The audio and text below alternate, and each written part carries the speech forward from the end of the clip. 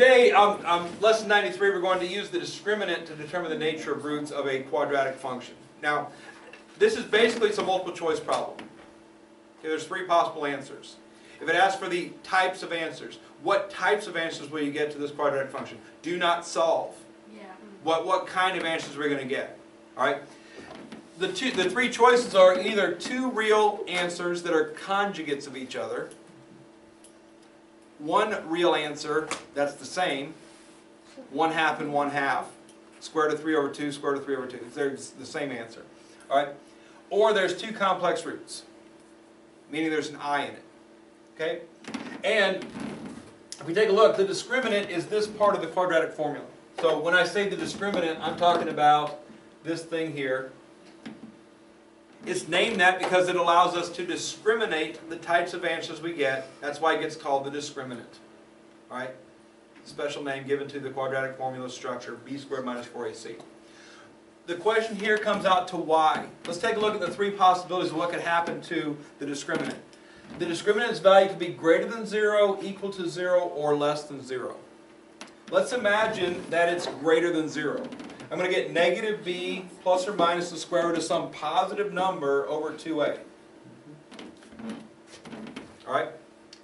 If this is the square root of a positive number, it equals something, right? Let's just say it's 4.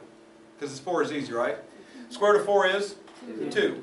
If I do negative b plus 2, I get something. Negative b minus 2, I get something different, right? Both being real numbers. Two real numbers. Two distinct real answers. Alright, let's go back to this. And suppose we look at possibility 2, that b squared minus 4ac equals exactly 0.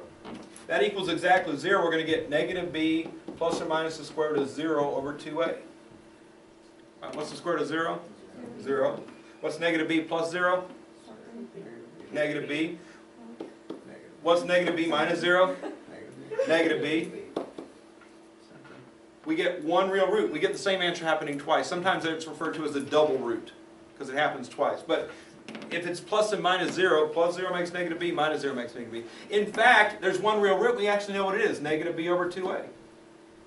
One real root. If b squared minus 4ac equals 0, the answer is negative b over 2a. Whatever that is, because that's what's left over if the 0's there, right? Finally, if negative b, b squared minus 4ac is less than 0, we're going to get negative b plus or minus the square root of some negative number over 2a. I'm just going to call it negative 4 again, because 4 is easy. Square root of 4 is? 2 and the minus sign makes it? 2i, right? Negative b plus 2i is some complex number. Negative b minus 2i is another complex number. Different. Two different complex answers.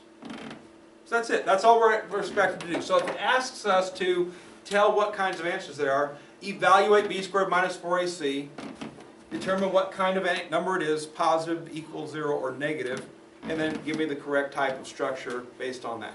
That's all they're asking us to do. If it asks us to go ahead and solve it, we've already got this part figured out, right? You just got to put a minus b and a 2a there, plus or minus in front of the square root symbol, and you got your answers. So let's try it out.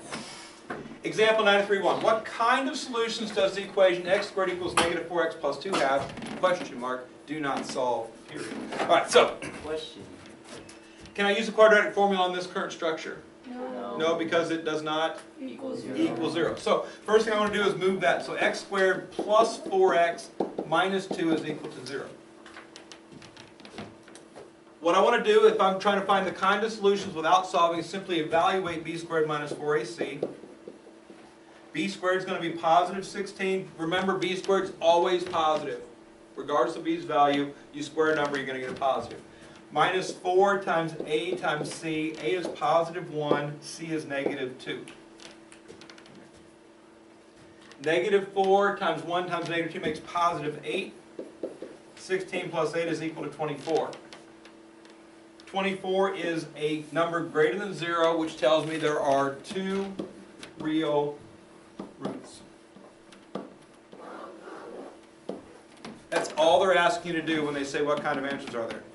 Two real roots, one real root, two complex roots. What type of number is this? Positive, two real roots is the answer.